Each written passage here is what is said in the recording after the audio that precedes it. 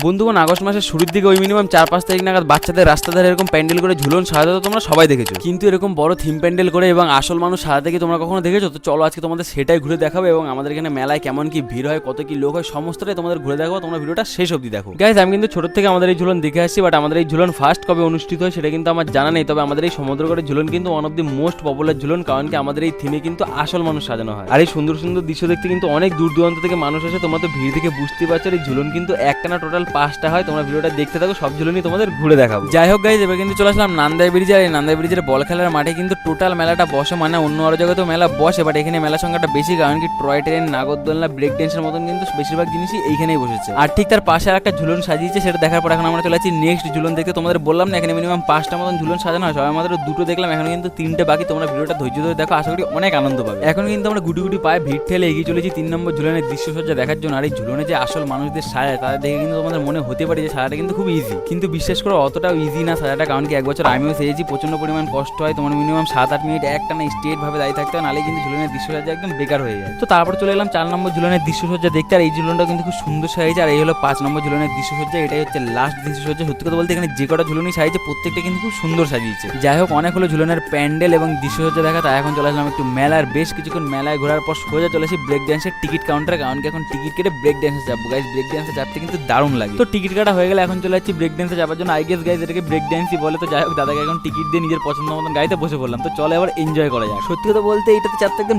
Next level enjoy লাগে guys, মানে যে মাঝে মাঝে ব্রেক মারে আর মাঝে মাঝে সেই ঘোরে হেভি লাগে। যারা যারা চেপেছো তারা আশা করি বুঝতে পারছো। তো আমাদের ব্রেক ড্যান্সে চাপা হয়ে গেলে আমরা চলে আসি কিশোরী রেস্টুরেন্টের সামনে কিছু খাওয়া দাওয়া করার জন্য। আর আমাদের 3 বন্ধুর জন্য 3টে এগরোল অর্ডার দিয়ে দিই। গাইজ, এই কিশোরী রেস্টুরেন্ট থেকে অর্ডার দেওয়ার একটাই কারণ কি এই রেস্টুরেন্টের মেন দোকান হচ্ছে সমুদ্রগড়। এই দোকানে কিন্তু খাবারটা খুবই ভালো হয়। গতকাল আমরা বিরিয়ানি খেয়েছি আর আজকে হচ্ছে এগরোল খাচ্ছি। যাই হোক, এগরোল খাওয়া কমপ্লিট হয়ে গেলে চলে আসি আমাদের বাজারে নতুন ওপেনিং হয় একটা নতুন ফুচকার দোকানে, ফুচকা প্লাজাতে। তো এখান থেকে আমাদের 4 বন্ধুর জন্য 4 প্লেট ফুচকা অর্ডার দিয়ে দিয়েছি। তো চল এবার নতুন দোকানের ফুচকাটা খেয়ে দেখা যাক যে ফুচকাটা টেস্ট কেমন হয়েছে। তো এই হলো আমাদের 30 টাকা প্লেটে 2 ফুচকার ফাইনাল লুক। তো এই 2 ফুচকাটা খেতে কিন্তু ভালোই ছিল, শুধু ডেকোরেশনে একটুখানি কমই ছিল। যদি এর মধ্যে একটুখানি চেরি ফল, বেদানা, একটু কিশমিশ আর একটু বাদাম দিয়ে দিত তাহলে কিন্তু ব্যাপারটা পুরো একদম জমে যেত। বাইরে পেয়ে গেছে আজকের এই ভিডিওটা তোমাদের কেমন লাগলো? ভিডিওটা ভালো লাগলে ভিডিওতে বিশাল বড় একটা লাইক করো, কতটা কি ভালো লাগলো কমেন্টে জানাও। আর যারা যারা অলরেডি ঝুলনে ঘুরেছো তারা কিন্তু কমেন্টে ইয়েস লেখো, আর যারা যারা ঘুরতে চাও তারা কিন্তু একটা রেড হার্ট কমেন্ট করে যাও। আর আমার চ্যানেলটাকে কিন্তু সাবস্ক্রাইব করতে একদমই ভুলো না, কারণ কি এরকমই নতুন নতুন আরো অনেক ইন্টারেস্টিং আপকামিং ভ্লগিং আসতে চলে যেত। চলো দেখা যাচ্ছে কোনো একটা নতুন ইন্টারেস্টিং ভ্লগের সাথে। ততক্ষণের জন্য বাই।